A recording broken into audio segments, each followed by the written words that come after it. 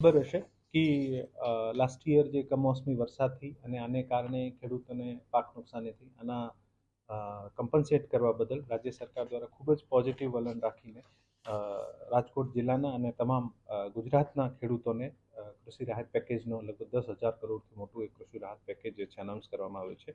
રાજકોટ જિલ્લામાં કૃષિ રાહત પેકેજ અંતર્ગત 99.7% કામગીરી પૂરી થઈ ગઈ છે. ટોટલ 2,41,466 ખેડૂતોએ પોતાનું ક્લેમ સબમિટ કર્યા હતા. આમાંથી 2,37,000ના આજુબાજુ ખેડૂત જે છે આનું સહાય ચૂકવાઈ ગઈ છે અને અત્યાર સુધીમાં રાજકોટમાં 758 કરોડ રૂપિયાની સહાય જે છે આ કૃષિ રાહત પેકેજમાં જિલ્લા વહીવટીતંત્ર દ્વારા પૂરી પાડવામાં આવી છે. એવી જ રીતે ગ્રાઉન્ડનટમાં 1,75,620 ખેડૂતોએ જે મગફળી પ્રોક્યોરમેન્ટ માટે પોતાનું ઈચ્છા દર્શાવી હતી, રજીસ્ટ્રેશન કરાવ્યું હતું. આ પૈકી 1,40,353 ખેડૂતોને અત્યાર સુધીમાં આનું પેમેન્ટ થઈ ગયું છે અને આનું પેમેન્ટ જે છે આ 2,355 કરોડ જેટલું પેમેન્ટ જે છે આ આપવામાં આવ્યું છે. સોયાબીનની 15,275 ખેડૂતોએ રજીસ્ટ્રેશન કરાવ્યું હતું. આ પૈકી 11,134 ખેડૂતોની સોયાબીનની ખરીદી થઈ ગઈ છે અને 85 CRનું પેમેન્ટ થઈ ગયું છે.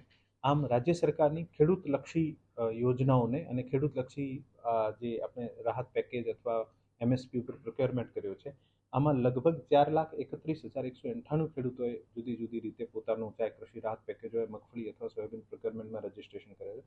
આ પૈકી 3,19,446 ફાર્મર્સ જે છે આને અત્યાર સુધીમાં પેમેન્ટ થઈ ગયું છે અને આ જે ત્રણેય યોજનાઓનો જે ખેડૂતલક્ષી પેમેન્ટ જે છે આ લગભગ 3,198 કરોડ રૂપિયા જે છે આ છેલ્લા 3-3.5 મહિનામાં રાજકોટ જિલ્લાના તમામ ખેડૂતોને ના અકાઉન્ટમાં જમા થયા છે અને મને વિશ્વાસ છે કે આ અમાઉન્ટથી ખેડૂતોની જે પરિસ્થિતિ છે આમાં ખૂબ સુધારો થશે અને રાજ્ય સરકારના આ વલણ બદલ ખેડૂતોને વધુમાં વધુ ખેડૂતલક્ષી કાર્યક્રમ કરવામાં અને ખૂબ જ મદદ મળશે.